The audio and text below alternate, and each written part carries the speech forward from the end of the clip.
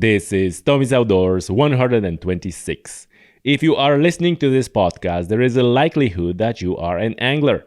And if you are an angler and you enjoy fishing in the sea, in the ocean, I would thoroughly recommend that you subscribe to Saltwater Angler's newsletter. In that newsletter, you will find a ton of information about fishing in the sea, both with the lures and the beach fishing.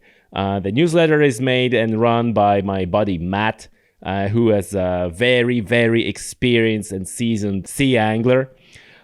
So go ahead, click in the link in the description of the show, Saltwater Angler newsletter, great source of knowledge. You can also visit his website, saltwaterangler.uk, and find the blogs and some other resources there.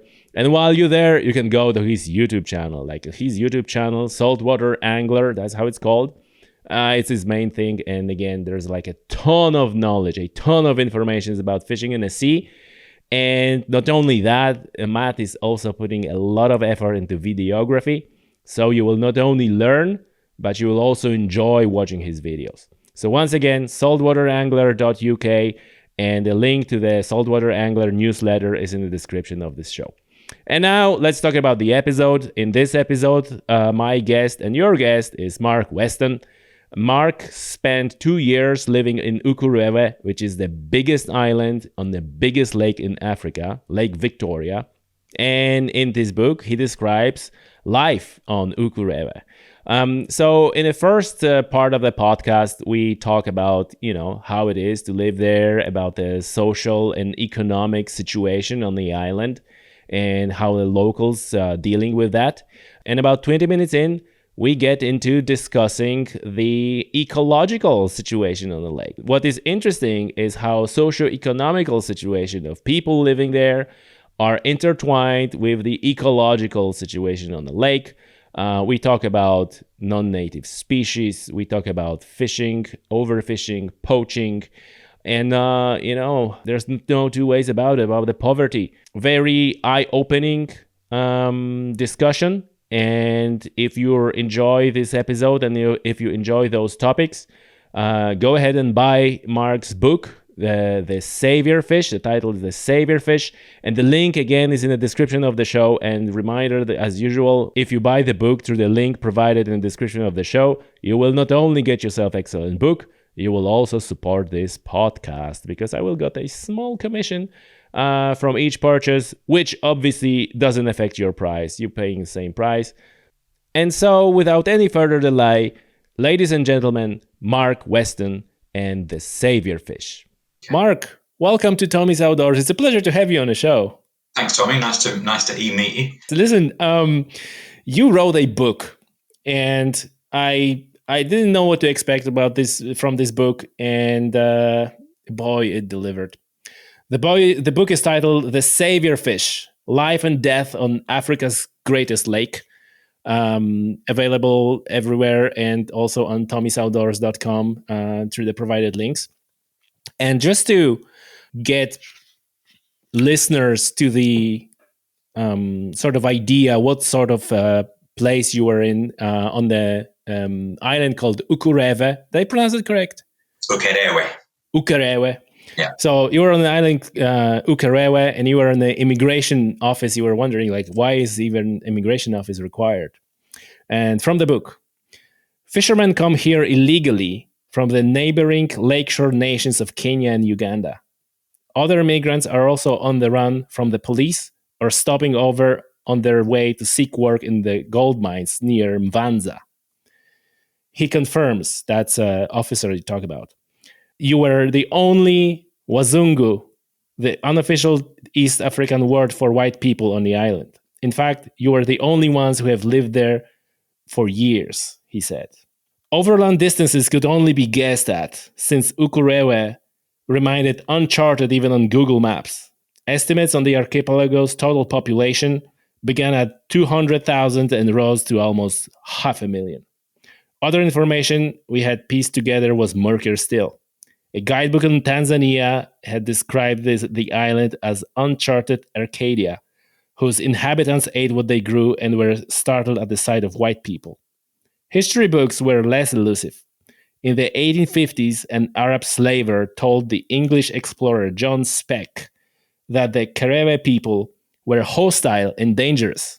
Soon after, Speke identified the lake as the main source of the Nile. Two British missionaries who followed in his wake were murdered on the island's beaches after becoming embroiled in the local quarrel. A few years later, a group of German evangelists watched their mission burn to the ground as they were driven back to the mainland. Indian traders who came here after the British had ejected the German colonizers after East Africa following World War I met with similar treatment, hounded by a furious mob after rumors spread that they were defrauding local cotton farmers.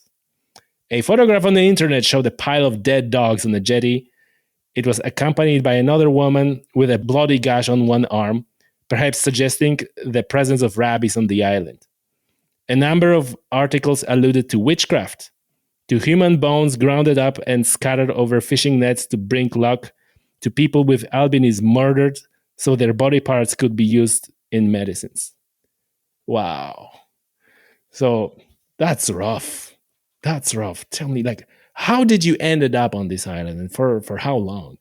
Oh, we lived there for 2 years, and we were sent there because my wife got a job teaching English teachers, like training English teachers. And in Tanzania, there are teacher training centres dotted around the country, and most of them are in remote areas. And because my wife was late to this project, it's like a British government aid project, we got kind of probably the most remote site in the whole country, Ukerewe Island in Tanzania. So, we didn't really have any choice. I was kind of excited by it, but also, pretty scared because there was nothing on the internet about the island, really. I mean, the only stuff was about these people being driven off it, or witchcraft, or rabid dogs. So, it was quite scary, but it was also, obviously a challenge to go and try and live somewhere for 2 years. My wife's predecessor on the island, who'd been on the project, she only lasted a couple of months, and she actually wanted to get out and get back onto the mainland and get nearer the main cities.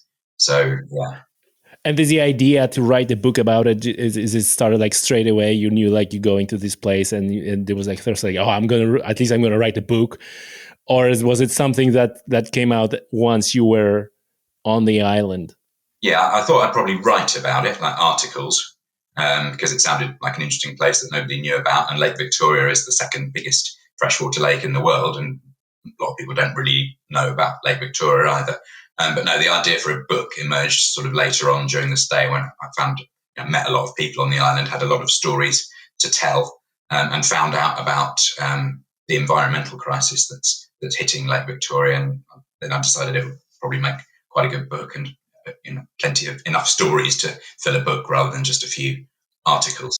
Oh, I was gonna say I love the book. Like when my first contact with the book, I open it and there's a table of content. One chapters from 1 through 25, and then 201 epilogue. I loved it. It's just like, oh, that's that makes sense. Listen, so we said the beginning was quite rough, this introduction to the island, and at least in the first part of the book I sensed like a constant sense of danger.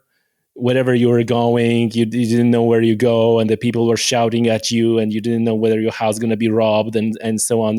Tell us how you cope with that, and was that something that it never left you while you were there, or did you get used to it at some point? Yeah, at first it was really difficult. So we, as I said, we were in the book that we were basically the first white people to live on the island for a long time. So you really stand out. Everyone else is black, and they're not really used to visitors. There's not many tourists go there. So we were worried about being robbed, for example, because we were some of the richest people on the island. It's a very poor part of Tanzania, which is itself a pretty poor country. So we were one of the wealthiest people and the most conspicuous. So we worried about getting robbed. We also got a lot of attention from people. So people would shout out Mzungu, Mzungu at us, which basically means white man in East Africa, in Swahili.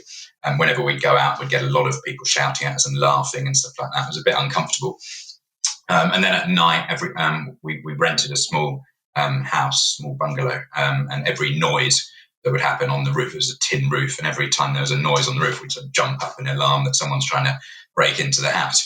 But after a few months, well, probably a few weeks actually, once we got to know our neighbours a bit more and our Swahili improved, so we were studying Swahili. Hardly anyone speaks English on the island. Then it got more comfortable, and they kind of looked out for us and were kind of protective of us. And when we go away from the island and come back, at the beginning we thought we definitely would be robbed. Our house would be robbed. It was easy to break into, and people would assume we had stuff that was worth stealing in there. Probably didn't really. But whenever we came back, it wasn't robbed. It hadn't been burgled, and we think our neighbours were responsible for protecting it, because there is a lot of crime on the island, because it's such a poor island. Yeah, and we got used to it. And there were other discomforts, like not having running water, which we basically had for an hour a day for the first month or two, and then none for the rest of the time there. And electricity cut off a lot, so it'd get quite hot. But yeah, we gradually got used to it and kind of adjusted to the island life and to the pace. And I suppose we toughened up psychologically in those first sort of 2 or 3 months. Yeah, and those people who are shouting at you, were they shouting in a like aggressive fashion, or were they shouting in a kind of like a curious kind of let's see what happened fashion? Mostly the latter, mostly curious. Sometimes a bit more aggressive, or just showing off to their friends, sort of thing, that they're shouting at the foreigners, and then making other comments to their friends that at that time we couldn't understand because we didn't speak Swahili. But when my wife went out on her own a couple of times to go to the shops or to go to college, she would get more serious hassle. Men would sort of go up to her and sort of shimmy in front of her and stuff and call her my baby, which is a couple of the words they knew in English and stuff. So it was much less comfortable for her. So after a while, she stopped doing that and would just go out when we'd go out together, and then they'd shouted at both of us rather than at her. And did the locals also kind of got used to you guys Mwazungu after a while, or was it like till the last day you got those shouts or looks or whatever? We would go out every single day when we were there because there's no power, so we couldn't store food in a fridge, so we'd have to go to the market every day to buy food. And even until the end, we'd get a couple of shouts. At the beginning, we'd probably get 15, 20 people shouting at us in a sort of total of 20, 25 minutes walk. By the end, it had gone down. And then I noticed we were back there in March this year, a few years later, and it had really diminished. So a lot fewer people were shouting at us and bothering us. They weren't anywhere near as interested as they used to be. So hopefully that was partly us because we spent 2 years there, but maybe there's also been more tourists going there. Oh, so you were back since? Yeah, we've been back several times since, yeah. Oh, right, really? Yeah, because we've got lots of friends there, and we go back and see them, and we absolutely love it now, and we love. Okay, that's interesting. So it turned out from the kind of rather scary experience into a place where you go for holidays now. Oh yeah, I'd quite like to live there again if I could. Yeah, that's fantastic. Yeah, I think you mentioned like a kind of like you enjoy this slow life on the island compared like right now you're in London, so I presume that's like a completely different experience. Yeah, it's quite a shock. I remember when we came back once on holiday to England from there, and we got off a train and a friend was meeting us on the platform. He was at the other end of the platform. He remarked on how slowly we were walking down the platform. So even our walking speed had slowed down because it's hot there, so you can't really do things fast, and B, because everybody else does. Yeah, you gradually slow down to the island's pace and you start appreciating little things like birds in the trees or bird song or sitting with a couple of kids and helping them with their homework, just little pleasures, or having a cup of coffee by the side of the street and stuff in a little shack, just little things like that you get to enjoy. Whereas, in somewhere like London, everyone's moving too fast. Yeah, it's a common theme that when you're in nature, you kind of slow down, and that is a process that takes months until you really slows down to your natural pace, and that's it's a common theme on the podcast. Many times we talked about it, how unnatural it really is the life we live in terms of like being bombarded with media and with all the stimulus around where you not appreciate things like you said, like birds or something like that. Listen, so you said about the running water and power and so on. So I obviously need to ask you about the sanitary / medical situation. It also was pretty rough for what I can gather from the book. Yeah. There's a hospital on the island, but it's really ill-equipped and dirty. I once banged my head on the ferry and blood gushing out of my head, and they tried to clean it up on the ferry with this stuff they got out of a bucket. I ended up going to the hospital there, and the guy said I need stitches. And I went into the room where he was going to perform this surgery. I was quite worried about how clean the implements were, and there was like dragonflies in cobwebs on the walls, and the bed thing was kind of covered in sort of blood stains. So it's pretty ropey hospital, and they run out of medicines very quickly, so they get malaria. There's a lot of malaria on the island, and I was going to ask that. Yeah, we were taking medication to prevent it. Did you talk them with yourself? Did you talk them with you, or did you rely on the? Oh, okay, you brought them with Larry in with us, and we took it for. I think we took it for about a year, and then stopped taking it and just took it in the rainy seasons. I'm not supposed to take these things for too long. What was it? Malaron, right? Yeah, no, Lariam. Lariam, okay. Yeah, which gives some people a bad reaction, but nightmares and mental health problems. Yeah, you were good. But we were lucky, actually. We didn't really get ill at all on the island. I've been there since and got typhoid.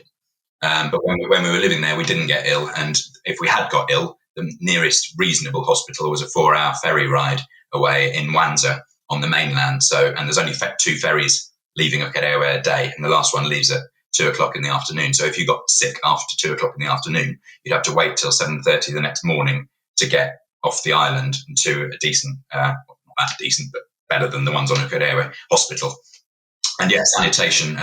So we couldn't get water. We didn't have running water, but we once the running water stopped, which was after I think a couple of months, we paid. There was some guy who used to go around with a trolley, and he'd get well water and put it into big jerry cans and wheel it around the island trying to sell it to people. So we'd have to buy that and lay in enough water until he would come round 10 days later. But we probably weren't as clean as we are in London, and we couldn't have as many showers as you. There wasn't enough water to have as many showers. Of course, the people in the island, a lot of who live near the lake, wash in the lake. Yeah. But that has other dangers, so we didn't really want to do that. One thing I remember was a mortality rate on children. Was one lady who had like 16 children and 8 of them died. Yeah. And the bit that I really remembered was like it was discussion with some guy. You were talking about that you consider to have a child, and he goes like, only one. If he dies, you're gonna be sad. So it was like there's like, oh, you're gonna be sad when your child dies if you have only one. So we need to have more. It's like, whoa, they're really have to develop the ways to deal with that. And we're gonna jump in a second into talking about the lake, about the fishing, and about the environmental aspect of it, because this is really what is probably the most interesting for the listeners of this podcast. But I just want to follow up a little bit in terms of what's going on with the lake, because everything is going on around the lake, and the lake is like a center point there. And while we're talking about the diseases and the parasites, there was one parasite, like this disease, also known as schistosomiasis, Schistosomiasis. Or Bill Hart's, it's got 2 names. Is arrived around Lake Victoria. But the black freshwater snail, which carry the parasite, are a common sight floating near the beaches. And anyone who washes, swims, or fishes in the lake is at the risk of infection. The snail's larvae release into the water, which burrows through the human skin and grows into a half-inch long worm. The worm's eggs pass back to the lake with urine and feces. When they hatch, they find a snail to inhabit, and the cycle begins again. The worms can live in the human body for decades if disease goes untreated. They can cause liver failure and the dangerous accumulation of a fluid in the abdomen. Treatment is inexpensive, but the symptoms of the acute stage of stomach ache and cough, fatigue, and fever are not severe by the standards of the tropical Africa. and they abate after a few weeks, even if the worm remains in the body. Many islanders are infected repeatedly. As well as multiple other roles, the lake is used as a toilet. And for those who don't live near the well, where there is no cleaner source of water. Most families are ignorant of the long-term risk posed by the disease, and a few see medication for non-urgent condition as a worthwhile use of scarce funds. So that's, I always wondered, like, if the local people are developing some sort of a immunity, or they're like some, in some way at least, more immune, because it seems like, if the people like like you and I go there, we would just go down straight away. You had to be super careful, did you? Yeah, I think the local people develop immunity to things like malaria. So if they catch it when they're babies and don't die of it, which a lot of them do die, then they're more robust against it when they're older, but not against bilharzia, because it's a parasite. Yeah, and that was one of the three reasons why we didn't wash in the lake. The other two, that there were a few crocodiles and a few hippos as well, so you risk getting attacked by a hippo or eaten by a crocodile as well. It doesn't happen very often, but it can happen. But yeah, bilharzia is absolutely rampant, and it's more rampant around Lake Victoria than anywhere else in Tanzania, because there's so many people there passing the parasite back into the lake when they go to the toilet in the lake, for example. It's such a huge population around the lake. And yeah, the effects are really quite long term. So one of our neighbours died of the long term effects of it, and it just destroyed his spleen, and he kind of swelled up and then lost loads of weight. And he was about 45, 50, and yeah, died of it. But he caught it a long time before. It takes quite a long time to kill you, and if you haven't got any money, and the initial symptoms pass quickly, then you just forget about it, and it just gradually screws you up, really.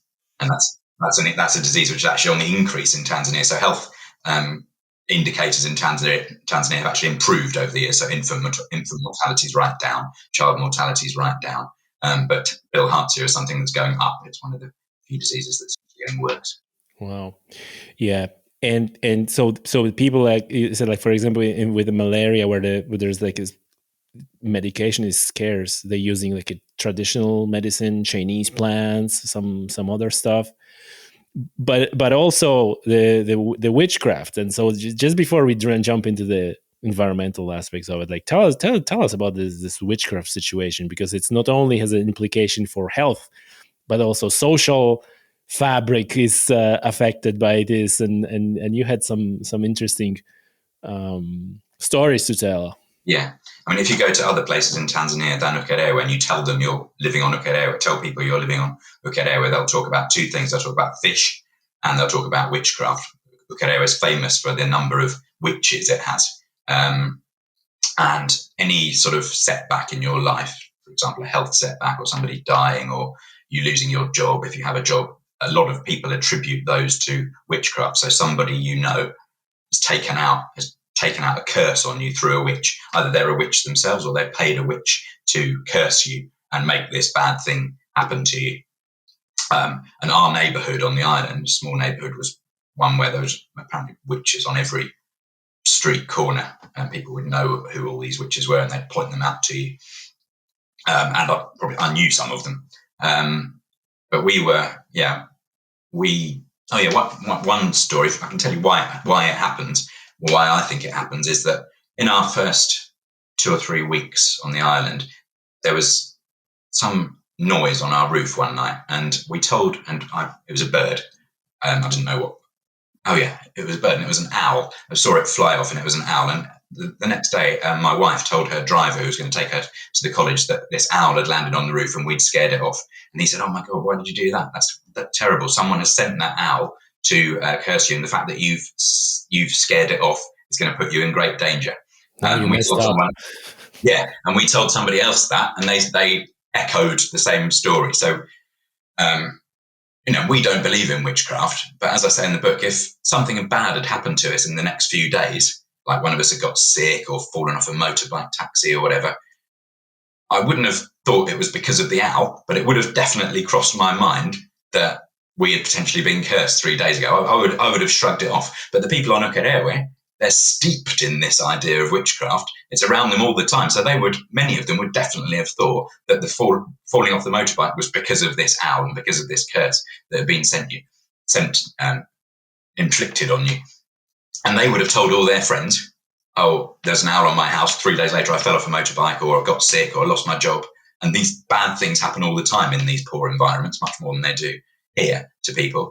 And they would tell all their neighbours, and that would spread around, and the power of witchcraft the reputation of witchcraft would grow and become stronger. And I think that's why the belief, or one of the reasons why belief in it is so strong on Ukerewe, and especially now when there's an economic crisis on the island, which we'll talk about, an environmental crisis, which we'll talk about.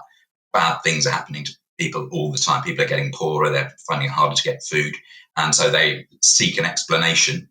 And most people will tell you that the explanation for your bad fortune is witchcraft. And you can pay another witch to try and fight off that curse, but lots of people don't like that. I remember listening to the podcast where I think it's in French Guyana, there is a hunting guide, and he's basically take people hunting or fishing on the river, and he has a Gmail, and you can email him and set up everything. And yet he tells a story about the shamans, and how they don't have pigs because there's a shaman in the village, and then the other shaman does something, and so on. And so it's like these both things like live in parallel. It doesn't mean that you're not exposed and not using modern technology and stuff, and at the same time, and like you said, it can mess with your brain, because then you start thinking like, oh, right. And you actually went into one of those witches, or there was like a clairvoyant or something, and you were asking questions, and it was like, oh, like what? How did he know that? Like what's your kind of reflection after a while on this? Was it like a pure luck, or was it like something that you can't explain to this point? Like how? He was trying to sort of talk to me about myself, past and future, and he got quite a few things right. That there was a couple of things that there was no way he could know. Yeah, so I don't know, but he also he asked one thing at the beginning, asking if my parents were divorced, for example, which is apparently a good lead-in to whatever he would say next. He could then guess that jealousy was involved or something. But yeah, he got things right that I didn't think he would get right. I was surprised by it. But maybe someone had gossiped about it. But I'm pretty sure there was one or two things that he mentioned that I hadn't told anybody on the island. But maybe I had. I'm not sure. It was quite mysterious. Interesting. I know that those people they're very good at observing body language and little those cues. They really tune into those cues, and that allows them to guide the discussion in a like. What that made you uncomfortable that day?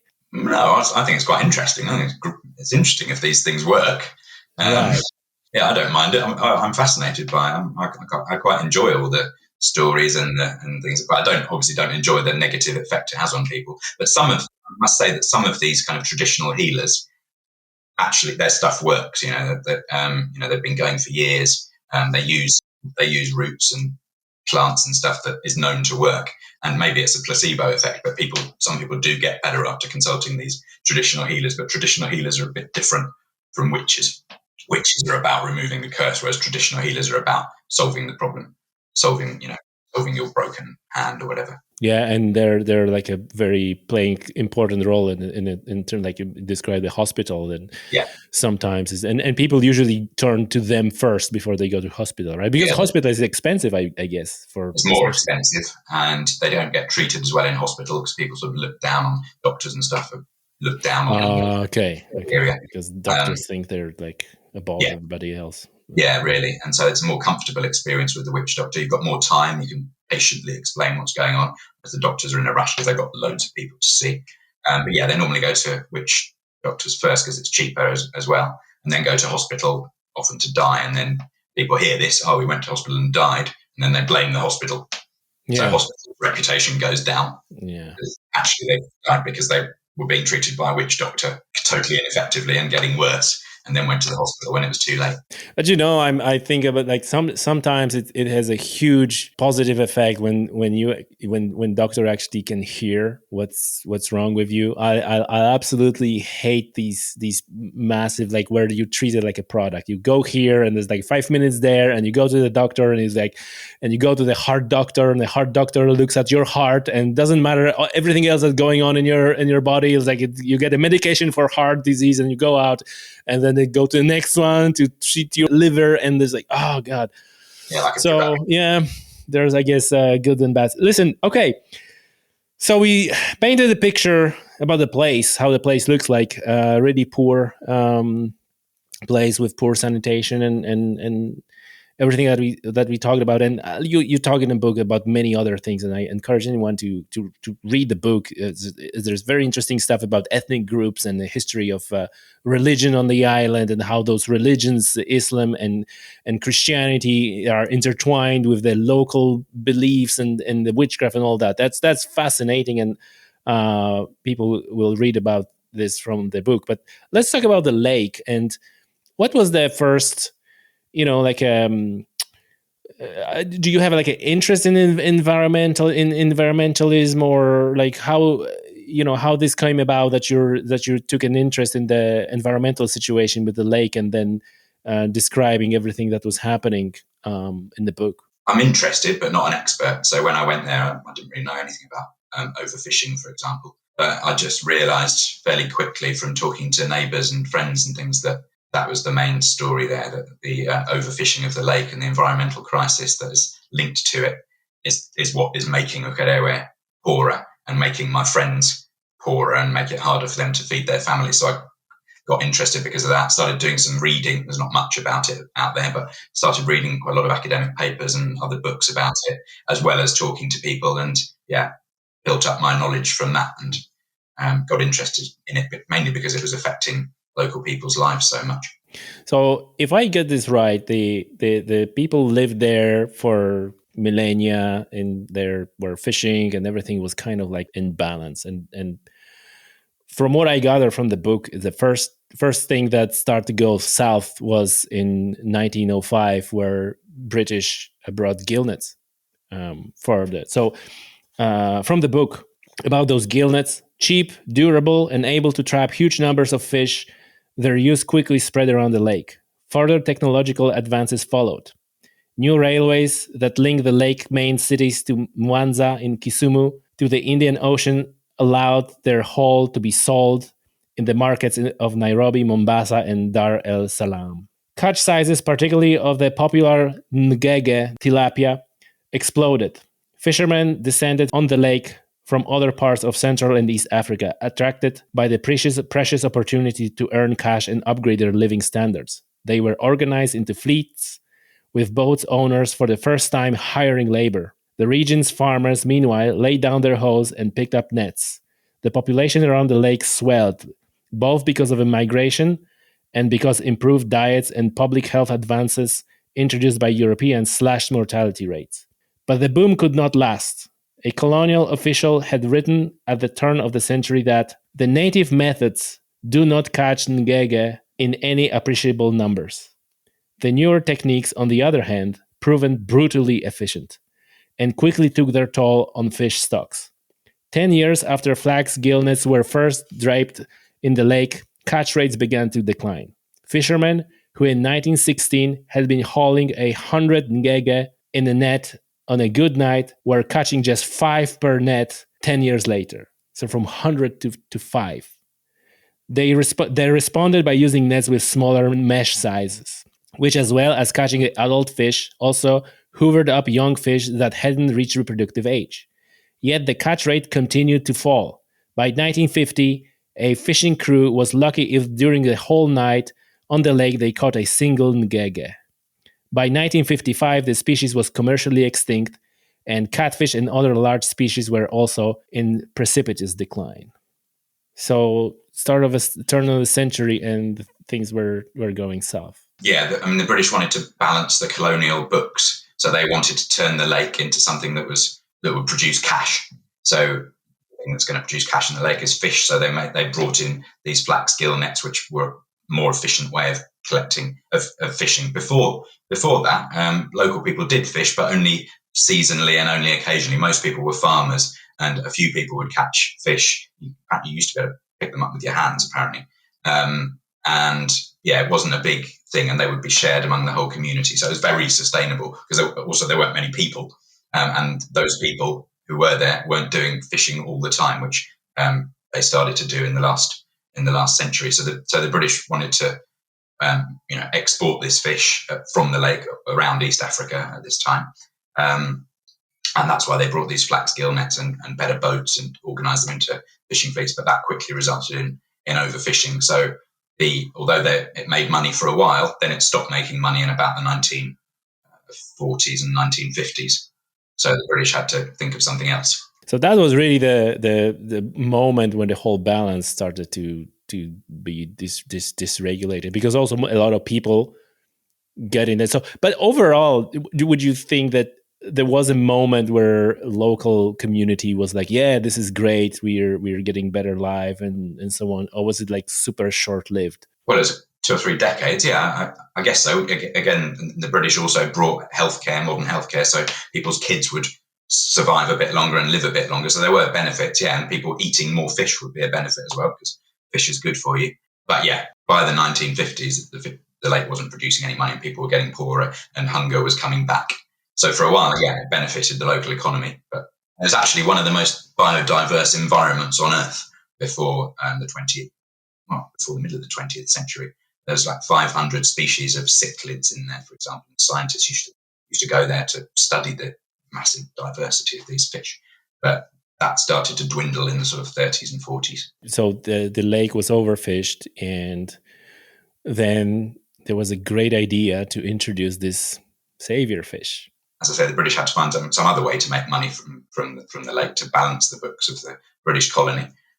So they thought of introducing an alien fish species to the lake, which would eat the remaining native species, which are these little fish called cichlids, colourful fish, but not really edible, tiny and bony. And so you're not going to make money by exporting cichlids. So they thought if they could introduce a predator to the lake, which would eat these cichlids, it would turn the cichlids into something of economic value. So they alighted on the idea of introducing the Nile perch, which is a huge predator fish, which can grow to the size of a man and swims very fast and would eat all these local fish species, but itself would be tasty and palatable and exportable and bring in a lot of revenues to the lake zone.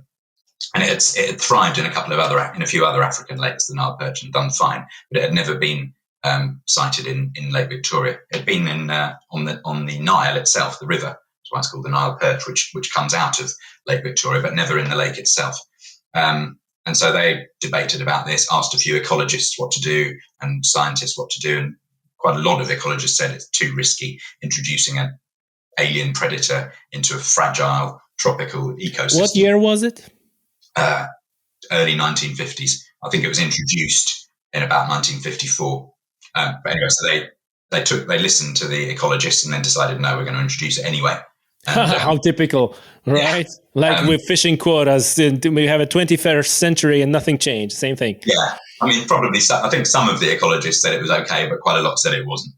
So in 1954, a British colonial official in Uganda walked along this jetty and dropped a few Nile perch into the lake.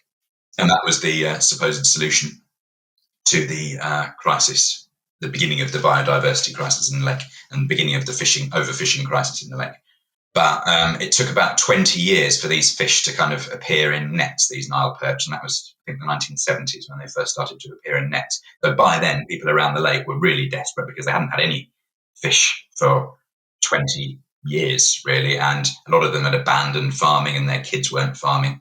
So they, and the population growth had deforested Ukerewe, for example. So farming was much more difficult, and the climate was changing as well. So they were, by the time Nile perch did start to appear in nets, they were pretty desperate. You said climate was changing. Was it like a first? Was it related to the climate change we're facing right now already, or was it just like some sort of a local changes in the climate? Yeah, I think it's more local because the level of the lake went down and there were droughts and things. It may be related to the long-term climate change. It seems to be being affected now. There have been big floods in the last couple of years in Lake Victoria, which will be because of the climate change we know about. The levels have gone right back up. But yeah, it was more about local variations. So for this, like you said, 20 years, the situation was even worse than before. This is typical. Everything is kind of like in balance, and then when you kind of throw it out of balance, you got these huge ups and downs. So people went in and was like, oh, you have all those gillnets and all that, and then after that, it took 20 years before those Nile perch started to appear. People were very desperate. Will they welcome the Nile perch that showed up? No, they didn't like it at first. Was it like everybody already forgot about this idea and it's like, oh, it didn't work, and then they were surprised that they showed up? I think people probably didn't know. Local people probably didn't know that the British colonial official had put it in. There wasn't a big fanfare around it, so they'd have been surprised to find this new fish in their nets. But at first, people didn't like it. I mean, they tried eating it and didn't like the taste. It was kind of fatty compared to the local species of things like tilapia and catfish and other fish, whose numbers were dwindling. And by then, the colonizers had left. So by then, Tanzania, Uganda, and Kenya were independent. So local government officials went around teaching local people how to fillet the fish and how to dry it in the sun and smoke it, and trying to kind of persuade them that actually, yeah, this is a nice fish and you want to be catching it and eating it, and we want to be exporting it. So at first, yeah, they weren't that interested. I think even now, a lot of local people prefer the lake tilapia to the Nile perch, but Nile perch is the one that's made region money over the years. Sangara, they call it, right? Sangara, yeah, and sato is the tilapia. They're the two main fish. The tilapia were also introduced by the British, but there were other tilapia before then that were native to the lake. They haven't caused any damage, but their numbers are now very recently dwindling. And then, so how the situation unfolded once the perch was in there was like a second up. Yeah, in the 80s and 90s, there was a big fishing boom. So the perch were exported to Europe, Asia, and the Middle East for quite good money. They're big fish, big fleshy, pretty palatable fish, and loads of people came from all around Africa, East and Central Africa, to fish to join this kind of gold rush, because there were loads of fish appearing in the nets now, big fish that could be sold for a lot of money, which keep your family in food, and you can build a house, keep your family in food for a long time, build a house. And there was a lot of money sloshing around the lake, and that's why people started calling it the Saviour Fish, which is the title of my book. It kind of, from an absolute kind of dearth and drought of fish, there was suddenly a massive boom, not just of fish, but of cash coming into the lake economy from all around the world, into the Tanzanian, Ugandan, and Kenyan economies. So, it became known as the Saviour Fish. There was a huge boom. People made a lot of money, and the population around the lake absolutely exploded.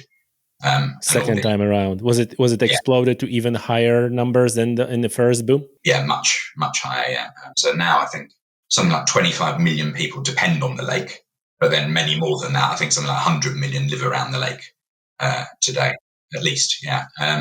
That went up very quickly because the African population was booming at that time anyway, very fast, and they wanted to be where the money is, obviously, and where the jobs are. So the population boom around the lake was even faster than the boom in the rest of, say, Tanzania or other parts of sub-Saharan Africa. And that put great pressure on the fish and on the whole lake environment. So that boom with the Nile perch, that was not related only to Ukerewe. It was around Lake Victoria and Tanzania in general. So Ukerewe was just like a small dot that was affected by the bigger trend around the lake. Yeah, it was around the whole lake shore. So Tanzania, Uganda, and Kenya. And on all the islands on the lake, there's a lot of islands, but Ukerewe is the biggest island, so it was a bit of a hub for Nile perch fishing. So particularly, I'd say, benefited Ukerewe more than some of the other islands and some of the lake shore places. Also, it wasn't that far from Mwanza, which is a big city and where lots of fish processing factories sprang up to process these fish before they were sent for export. So Ukerewe was a few hours by ferry, or a few more hours than that by paddled canoe. So I think it benefited more than most places. And you can see when you go there now, there are buildings that were started during this boom, and there are kind of rods coming out of the roofs, or a few bricks where they planned to put a second floor. You know, there was a boom. There's not many two-story buildings. There's hardly any two-story buildings in Ukerewe. So you can see where people had this ambition to build more, and that lots of schools were built. For example, so education in Ukerewe is better than it is in a lot of Tanzania. So there are some lasting benefits of this boom. Oh, okay. So that is good to hear. Yeah.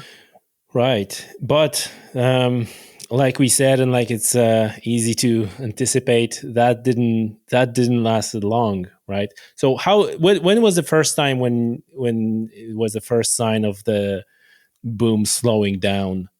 Probably in the late 1990s, early 2000s. So it's quite recent. It's a quite recent story. It's in the 2000s, the 21st century, right? Yeah. So what happened was, like, the fated Sangara, which had usurped the chiefs of old as the guarantor of islanders' well-being, is no longer able to fulfill its role as a savior. A perfect storm has hit Lake Victoria as combined effects of predation and pollution have ravaged fish population. One site of almost miraculous biodiversity, and for so long Central Africa's greatest giver of life, the lake is now witnessing what one biologist has declared as the first mass extinction of vertebrates that scientists have ever had an opportunity to observe. Man. Yeah, and how we get there? Tell us how we get there, because there's multiple factors, right? There's population, there's predation, pollution, many things, not just one.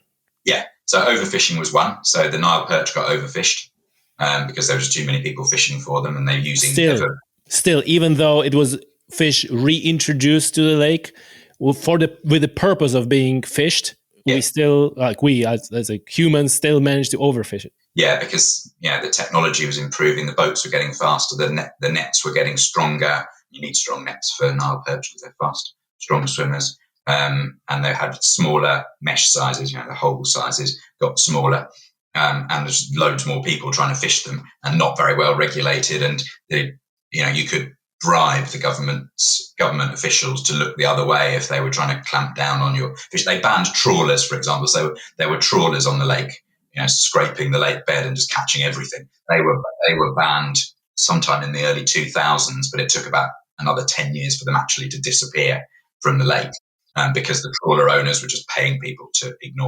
officials to ignore their presence, and they were still making money. So that's overfishing. Then there's the predation by the Nile perch. So the Nile perch was not only eating the native species, but also competing with them for food, for other food. So the mass extinction that scientist is talking about refers to the cichlids, there were about 500 species until the 70s or 80s, and that number went down by 200, 250. So almost half, probably more than half the cichlid species went extinct, and a lot of the others are on the endangered list even now. So masses of the local species disappeared. So you've got overfishing, you've got predation, you've got pollution from things like the fish factories and other factories that sprung up around the lake, like tanneries and things, to service the local population, and also from agriculture. So people would have to eat around the lake. So there's a lot more agriculture on the lake. So pesticides and fertilizers went into the lake from farms on the lake shores, and farms are just scratches of land. They're not official farms with hedges and fences. And then there was deforestation. So people had to build houses, so they needed wood. They needed something to cook the fish with, so they needed wood for that. And they needed wood for the boats. So Ukerewe, which used to be covered in forest not all that long ago, 100 years ago, is now pretty much deforested. There are patches of forest, but hardly any left. And the same applies around the rest of the lake. So because of deforestation, the soil is looser, and there are fewer barriers to all these pesticides and fertilizers and human sewage as well going into the lake. So it's a big vicious circle with four kind of main things contributing to this biodiversity collapse and collapse in Nile perch stocks as well. And like what strikes me is that the book starts and we starting it was like the 1950s, 1916. So like in your head is like, oh, it was a long time ago, and then before you know it, you're in years 2000s, and essentially almost the same cycle unfolded. With a big boom, a lot of fish, a lot of people go in, they're fish, look like there is a prosperity finally coming, and quickly the natural resource get destroyed, and everything turns to the worse. There's a good chapter. There's a good description about the cichlids. I'm gonna skip that, but the part that was interesting, that you were in a quite good, you were friends with one of those fishermen, and bribing, you mentioned like bribing is a big issue, because you're essentially above the law if you can bribe local officials. But then you have those poor people who don't have money to bribe, and they have no choice but to engage in the illegal fishing practices. And there is I think it was chapter 17, where you actually were on a lake with this man fishing, seeing like what are the conditions, how they're fishing, and this is fantastic description. But he kind of explained to you the poaching, because they're effectively they're poachers, and he said like it was like an explanation of poverty and poaching. He is content with a bucket full of shiny furu that each net yields. The bycatch, a young sangara, a bonus, but not a focus of this operation. Although he knows why this method of fishing is banned, he doesn't agree with the perch will be wiped out if the intensity of the effort to catch them continues unchecked. The sangara produce thousands of young, he says. If I catch a few of them, it's not going to make any difference. The politicians tell us we shouldn't fish like this, but there are no other companies to work for and no government jobs. What else can we do? We don't have money to buy an outboard motor to go fishing in the deep water. And even if we did, pirates would take our nets. I could pull a cart all day in town and earn 5,000 shillings. That's enough for one person to live on, but not if he has 6 children and a wife. And the government wants us to send our kids to school. How can we do that if we don't even have enough money to eat? So there's a dire situation, really. It's like a circle. Like, these people are caught between the rock and the hard place. Yeah, and you have to send your kids to school. It's illegal not to send your kids to school, and you have to buy them pencil cases and books and stuff, and bags, school bags. So you've got to have some money. You'll be breaking the law if you don't do these things. And the only way to get some money is either by crime or by illegal fishing. There really are hardly any jobs on Ukerewe or the other islands of the lake. I mean, there's markets, but when there's no cash around, the markets don't make any money either. And the cash used to come from fishing, but now doesn't. So yeah, my friend Hassani, he is an illegal fisherman. His type of fishing is called kokoro fishing, which is beach seining in English, where you drape a huge net out in the lake from the beach, and two teams of men take each side of the net and pull it in slowly. So it drags along the bottom of the lake, and it's in the shallows where young Nile perch mature, and where breeding Nile perch are. So it captures a lot of young and breeding Nile perch. So it is a danger to the Nile perch stocks. But he doesn't fish for Nile perch. He fishes for furu, in Swahili, cichlids in English, which he sells to Nile perch fishermen to use as bait. That, the legal, some of them are legal. These Nile perch fishermen who go out deeper into the lake, it's legal to do that. It's not legal to do it with hundreds of hooks on one line, and lots of people do that. I've recently discovered. So he's right at the bottom of the lake's food chain, selling fish as bait to other fishermen. But yeah, he says he couldn't survive without doing this. Someone, when we were there in February, someone in Mwanza in the fish market there, which I visited, told me that these kokoro fishermen should get other jobs. So I suggested that to my friend on the island a bit later, and he said, there aren't any other jobs. What are we going to do? There are no jobs. And he's not young. He's 50. So nobody's going to retrain him to learn some other skill. It's all he knows. So yeah, as you say, it's a rock and a hard place. Yeah. That's a dire situation because you're, like you said, it's illegal. So I guess like nobody cares. Like you're supposed to send your kids to school, and if you don't, then you're doing something illegal, and nobody cares that he doesn't have money or anything like that. No, I mean he'd get somehow fined or whatever. He occasionally does have to pay bribes to stop his nets being confiscated because there are patrols around the lake trying to stop this illegal fishing coming up, and he occasionally gets caught and has to pay a small bribe. Yeah, that's a thing. That's an excellent, thing that people who read a book like yours, they maybe they understand this is not that simple, because when you're approaching that from the conservation standpoint, you might make those easy, convenient statements. Oh, they should and they shouldn't. But then when you actually know a person and another human being who is there, right, you're not gonna say like, oh, you should do this, because there's like literally nothing he can do unless he wants to die or his kids to get sick, and he can't buy medicine, so the kids die. Yeah. And that's not just him. There's thousands of people like that on Ukerewe, just on Ukerewe, and around the whole lake. There's many more. Yeah. Of course, that's the point. That this is just an example, but this is like a major social problem. How that operation looked like? Like, what was your thoughts when you were there at night at the beach with those people? Well, we went out in his canoe late at night to avoid the patrols, which mostly come out in the daytime. And we found a kind of secluded beach. Another team of people came on another boat who were friends of his, but they were stopping off. They were on the way back to another island. So they helped. So they draped this net out, and it takes about an hour to pull it in. It's really arduous, hard, back-breaking work. And his hands are just lined with white lines from years of pulling these ropes in hour after hour, night after night. And he would do that on a normal night, probably 10 times. No, probably 7 or 8 times. So 8 hours he'd be out fishing, draping this thing out and getting just a little bucket, not even a bucket full, just a few fish really each time. End up with, depends actually. He would sometimes make about the equivalent of £2 a night. Sometimes he'd make £5 a night, and you have to divide that among him and his crew. He owns the boat, so he gets half the takings and divides the rest among his crew. So he's actually better off than some people, and his crew are worse off than him. Some nights he'll do better, but in the old days you could make £30 in a night or £50 in a night. That doesn't happen anymore because they've started to fish.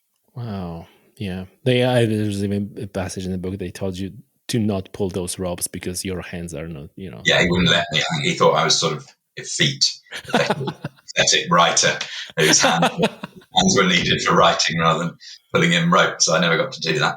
Oh man, yeah, and again, I just want to encourage everybody to read the book. There's a lot of interesting stuff. Like, for example, when you were attending the guy who was making banana beer, there was another story. But I gotta ask you, you stashed one bottle of the banana beer to wait until it turns black, because apparently then it's like, how was it? Yeah, it's good. It was strong. Yeah, everyone said. Yeah, okay. Everyone asked me that. What happened to that bottle? It was much stronger. You didn't want to drink too much of it in one go. Okay, it probably becoming more like vodka than the beer, yeah. Or like wine, banana rum or something. Yeah, Gin. Interesting. Listen, so just to continue on the subject of the issues, that you were talking with a gentleman, I think it was from Italy or from something like that, who was trying to set up some enterprise and help people. And then it turned out that the situation, again, the social situation with witchcraft and bribes and history of cooperations, that didn't really give a good forecast for his business venture either. So it's not only the situation is like, how am I gonna get these people out of this situation? So even if there's someone shows up who has an idea, that also doesn't particularly can fly because of the witchcraft, because of all these things. Yeah, I mean, this Italian guy wanted to introduce fish farms to Ukerewe. which probably have a same some other environmental problems as well. But before we even get to that, many potential environmental problems like the diseases among the fish and the diseases getting out into the lake, and more nutrients getting out into the lake and polluting the lake, because the farms are usually near the lake. So if it rains, stuff from the farms is going to go out into the lake because the interior is hilly. So he wanted to introduce fish farms, and I met him a couple of times to talk about it. And I suggested to my friend, the one I went out fishing with, Hassani, that he comes and hears what this guy has to say about fish farms. And he was interested. So we went along and met him. And Hassani looked kind of reluctant to take on the idea. I didn't ask him why then, but he sort of wasn't that enthusiastic about the idea. And I asked him afterwards, and the fish farms it was going to be funded, I think, by the World Bank or the UNDP or someone.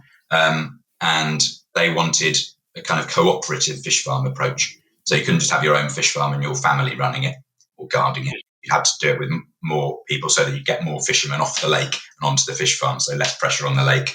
But he said that he wouldn't be able to find anyone he could trust to guard the lake, guard the farm, the pond at night. They would sell the stock to thieves or take it themselves to sell it.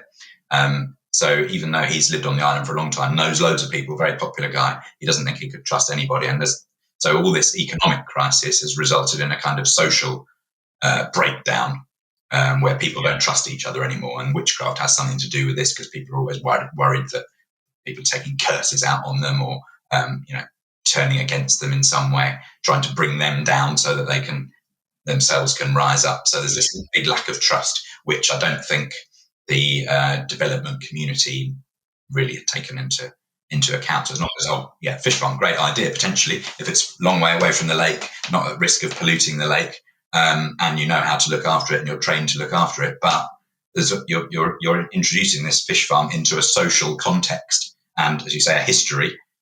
That means that you can't just apply that solution to every situation. You've got to do a lot more work somehow to get them to accept this fish farm. And then when we went back there the other day in March, so there aren't any fish farms. So it didn't work. The guy left quite soon afterwards. He was very well intentioned, and he'd had some success doing the same thing in the Ivory Coast, but it didn't work. Yeah. And like this witchcraft thing as well is like there's, I think, part of the book where someone just basically pointed at someone else at random of like, oh yeah, he will cause this, make witch to cause, and then kind of law enforcement, in their quotes, getting involved because one said, oh, this guy, based on whatever witchcraft thing happened, and then the law enforcement use this opportunity to get bribes, and if the guy doesn't have money to bribe them, then it goes being locked up. It's just desperate. It's just desperate. And yeah, I like everybody who listening to this. I just think this is a great example how we sit comfortably and we offering environmental solutions, easy environmental solutions, and they're just not gonna work for many different reasons. Or if they are, you've got to for them to work, you've got to get a very good understanding of the local context and what people actually want. So people come in with these recipes, but often people don't want these recipes. They want to do something different. And they never really involve local people enough and ask local people enough what they want. That's it. Certainly in Africa. I mean, I can't speak for other places, but certainly I think, and especially in when you talk about very poor regions, Africa is very good example. Many countries in Africa, on the one hand, I think that people just want to feel good about, helping, and we're going to help, right? And they feel good about themselves that they, throw a donation money or something at the project without the understanding. And I think that this is like very easy to sort out. But like you said, there's no quote unquote boots on the ground, people who understand, who live and breathe like you did. You were there 2 years, and you come to understand all those little things that are happening, and you could see firsthand, like, yeah, okay, you could just gonna, it's either not gonna work or you're gonna create another big problem. Like already we discussed 2 of them on a time span of over 100 years. So we were 2 years there. on the island. Towards the end, when you knew that your wife assignment, let's go that way, is about to finish and you're going to come back to Europe, where you were like kind of like counting days and it's like, oh God, right, finally, or were you kind of dreading the moment that you will finally have to leave? Yeah, at the beginning when we arrived, we would count days, almost like prisoners on a wall, count days that we'd got through without any problems. So we'd have a little drink every evening and sort of celebrate having got through another day without any big problems. But by the end, no, we really didn't want to leave, and we were dreading it and really quite sad to leave. And when I got back to Europe and came back to Spain after that, immediately after, it was quite kind of lonely not having this big community around you of all these people and all these kids who were always there, and you always had someone to talk to or have a laugh with or whatever. And then you come back to Europe and you're much more isolated. Whereas there we were part of a community, obviously a strange and exotic part of a community, but we were, we had a lot of friends there, and we still have these friends, and we got really close to local people and the local kids. So yeah, we were really upset when we left. The only consolation is that we've managed to go back quite a few times since. My wife got another job in Tanzania, in Dar es Salaam, a bit after that, for a year. So we went back a lot then, and then we went back this year for the first time for a while. I'm curious of your, after a while, after these years, your conclusion, like you like it in the end, the slow life, the community aspect, all that. But you also liked it because you were the rich guy. You didn't have to go and fish and so on.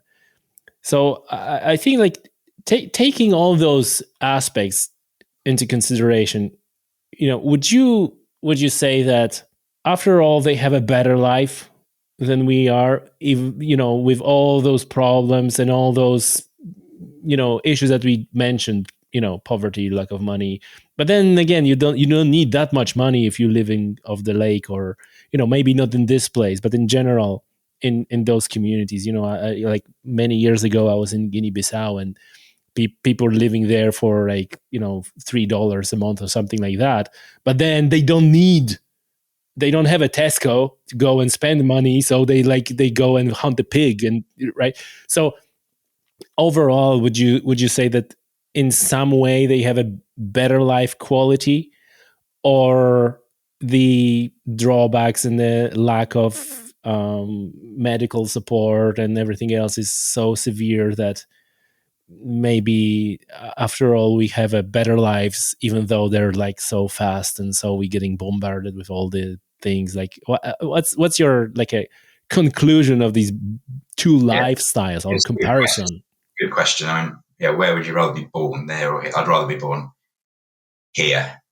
I think the risk they have of dying themselves before they're 1 or 5, and then at least one of their kids dying at some point, is so much higher than it is here. And that must be, it is obviously absolutely devastating to lose a kid, or and getting sick. So that these are massive setbacks. Not getting very well educated, not being able to get a satisfying job or fulfilling job. I mean, there's fulfillment in farming and fishing and things like that, but a lot of people are just kind of grunts in those jobs. They're just really sort of low level, not really using their skills. So if you've got skills and a brain, you don't really have the opportunity to use it to the full and to really flourish.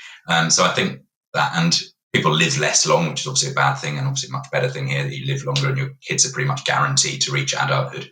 And if you have a setback in countries like Britain, you lose your job, you can get some support from the government, which they can't. And in retirement, you get some pension, which they don't. They have to rely on their kids if they're still around, or they're very poor. I think we've definitely lost a lot, though, compared to them. I mean, when I go to Hassani's house, there are always people sitting with him chatting. And when I go to a friend's house here, there's never anybody. Or our house, there's never anybody sitting. So they've got big sort of social support networks around them, but those support networks can only really provide psychological support rather than actual financial, because they haven't got any money either, so they couldn't really help you out with a health problem, for example. But one of our neighbours, the one who died of bilharzia, his funeral happened while we were there, and it went on for about 10 days, and there was just hundreds of people coming to this funeral, people he knew, and they were each bringing a little gift, which might be, as you know, it might be some food, or it might be a couple of sticks of firewood for the really poor to use to cook the food. And they stay there for days on end, and the support his wife, his widow, had from them was incredible, and much more than you'd get here. Here you get the quick funeral, 30 minutes, you're out. I do think we've lost a lot in our individualistic approach versus their kind of communal approach. But I just think the setbacks that they risk are too great to say that their lives are better than ours. Would it be fair to say, and was that your impression, that everything would be okay if we, in terms of like a rich North people, white people, get involved? Was that do you think that they would ended up with similar problems, or was it like this initial contact of two different cultures, or really two different cultures with a different level of development was the beginning of the problems that are happening to this day? Yeah, it's arguable that it was a very different level of development. I mean, parts of Africa were very well developed before Europe got into contact with them. So it's not like we were well advanced. We were in terms of weaponry, for example, but not in other ways. They had complex kingdoms and complex communities. I think, they would definitely have been better off if we hadn't colonized them and if we hadn't enslaved them. Definitely. There's absolutely no question about that. And they would have developed at their own pace, but countries develop at different paces. There are different levels of development even within Europe today. Some countries are more advanced in different ways than others. So they would have carried on developing at their own pace. It may have been slower, it may have been faster. You don't know. And they have some difficulties there that we don't have in terms of the tropical climate and its effect on health, for example. So it's more dangerous to be brought up in a tropical climate than it is in a temperate climate in terms of your likelihood of survival. So there's disadvantages in that way. But the soil's good, it's a very fertile place. A lot of Africa, and has a lot of its natural resources and mineral resources. So I think contact with us certainly distorted most of Africa's development, and continues to, I think. Look, overall, the book is about the very serious situations, and the listeners and viewers already know that this is not like a super optimistic book. But at the same time, when I was reading, I was aware of reading about some serious heavy stuff, but it wasn't daunting. It wasn't like a super depressing. So I think you did a really good job on describing your firsthand experiences. And I want to finish off with maybe a bit optimistic part from the end of the book. Although I always say that this is not the optimism we need; it's the optimism we deserve, sort of thing. The disappearance of so many Nile perch from the lake has eased the predatory pressure on other fish. In the last few years, the decline of fish stock has decelerated, and to the surprise of scientists, cichlids, species that were long thought extinct, have begun to reappear in nets. To survive the depredations of the Sangara and to survive the eutrophication of the waters, cichlids have had to adapt. Some evolved stronger fins to enable them to dodge the perch's lunge. Others changed their diet, rooting for food in areas that perch couldn't reach, or hybridize with other cichlids, collapsing two species into one. The orange-tailed species, this is a Latin name which I'm not going to try to pronounce, responded to the increased murkiness by switching its diet from zooplankton, which are small and translucent, to more visible prey, such as shrimps and snails. This required it to hunt on the lake bed instead of the surface, an oxygen-scarce environment where it would need stronger respiratory apparatus. To overcome this difficulty, its gill size expanded by 2/3 in just 20 years. Its mouth grew bigger too, to accommodate larger prey, while its eyes, no longer so important, shrank to compensate. In the late 1980s, this finger-sized fish has considered extinct, but so rapid has been its resurrection that today it is not considered endangered. It's a fantastic, like an optimistic passage that says like nature is really resilient and it really finds its way, and that's a common theme when you read about regions that, they're just left alone for various reasons. The nature rebounds. But you wrote this. This is a situation from a few years ago. Tell me, like, two parts question, like how the situation looks like right now, and how do you see this unfolding in the future? So what do you think, what is the future for Ukerewe, and what is the future for Lake Victoria and for people? Well, I'd say it depends. I mean, it depends on whether they can sort it out. I mean, as you say, nature's very resilient. The lake could easily rebound quite quickly. It's potentially a very fertile lake. So if you ban factories from polluting the lake and fish factories from polluting the lake, I think that that's going to have an impact, for example. And if you can find ways of introducing sustainable fishing, like they were before the British introduced the flax gill nets, that was a sustainable fishing method and fishing model. If you can find ways to reintroduce that, probably by asking local people how they think it should be done, rather than just imposing it from the top down, as the World Bank does, for example, then there's hope. I don't think it's a hopeless situation because nature is so resilient. They haven't destroyed, the lake isn't totally destroyed like some lakes are, like the Aral Sea and things like that. There's and Lake Chad to some extent. There is potential for it to rebound. At the moment, there's not. I mean, there's a few signs of that in the cichlids, but still the stocks of Nile perch are right down. And when I went to the market in Wanza in February, they were selling catfish there, and I said, "Oh, where are these catfish from?" And he said, "They're from Tabora, which is in the centre of Tanzania, where there are no lakes. They were from fish farms in Tabora. Catfish used to be abundant in Lake Victoria, but now they're having to import them to Lake Victoria from somewhere where there isn't even a lake. So I think things are still quite bad, and a lot of people are getting away from the lake and moving to the big cities, and from Ukerewe as well. And lots of people want to just leave the island because there are more earning opportunities in big cities in Africa than there are on little rural islands. But yeah, I think with some sensitive management that involves local people much more than it has in the past, which has been hardly at all, and with governments that have the will to solve the problem rather than just still raking off money and profits from it, there's hope, and the hope lies in nature's resilience and people's resilience. I mean, these people have been living on Ukerewe for a long time despite this boom, and they're still going, and they're still bringing up families. A lot of them have left, admittedly, but some of them are hanging on and showing incredible resilience. And one other thing that I didn't mention about the quality of life there is that the kids have a brilliant life compared to kids in Europe. They have all these other kids around, great fun, and their parents let them go off and play because they trust the older kids to look after the younger kids, and they just have, when they're not in school, they have fantastic time and loads of fun. So I think the quality of life for kids there, as long as they don't get sick, is better than it is here, and they're not glued to their phones the whole time and addicted to social media, and they don't have any of that pressure, and they come out quite well, a lot of them quite well rounded as a consequence. So yeah, it's not, as you say, it's not all doom and gloom, because nature and people are very resilient, just the higher up people who need to get their act together. So these are wise words, Mark. Folks, the Saviour Fish, Life and Death on Africa's Greatest Lake, available anywhere, and also in the link in the description of this show and on my website.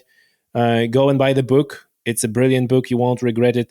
Mark, thank you very much. I appreciate your time. And are you going to write another book from your other trips? Possibly. I wrote one before about West Africa, which included a section on Guinea-Bissau, in fact. Oh, lovely. Yeah, what's the title? I said The Ringtone and the Drum. Okay. So it was about Guinea-Bissau, Burkina Faso, and Sierra Leone. So that was... I put that one on the list. Mark, thank you very much. Appreciate your time. Thanks a lot, Tommy.